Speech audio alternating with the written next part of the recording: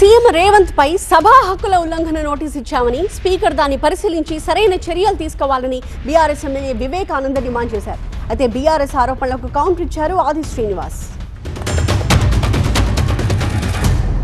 ఈరోజు BRS party తరఫున ఈరోజు మేమందరం కూడా పార్టీ నిర్ణయం తీసుకున్నాం.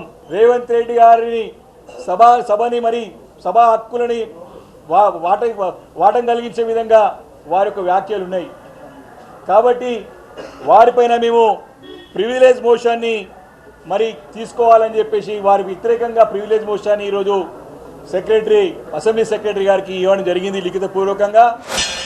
బీఆర్ఎస్ పార్టీ శాసనసభ నుంచి వాకౌట్ చేసి ప్రజా సమస్యలు పరిష్కరింపజేయడంలో సూచనలు సలహాలు ఇవ్వడం విఫలమై ఎక్కడ ఈ ప్రజా సమస్యలపైన ప్రధానంగా కృష్ణా జలాలపైన తమ తప్పును కప్పిపుచ్చుకునే ప్రయత్నం కూడా చేయలేని పరిస్థితిలో ఉన్నామనేటువంటి భావనలో సభ నుంచి వెళ్ళిపోయినటువంటి వాళ్ళు మళ్ళీ నిన్నటి రోజు మా గౌరవ ముఖ్యమంత్రి గారి పైన సభ హక్కులకు సంబంధించిన నోటీస్ ఇచ్చినట్టుగా, అదే సభకు రానటువంటి మీరు సభ హక్కుల గురించి ఎలా మాట్లాడతారనేది ప్రజలు ఈరోజు మేము నిలదీసేటువంటి సందర్భంలో భయపడి రాకుంటున్నటువంటి వాళ్ళు ఈరోజు పెద్ద పెద్ద మాటలు శాసనసభ స్పీకర్ గారిని పట్టుకొని ఇష్టానుసారంగా మాట్లాడే మాటలు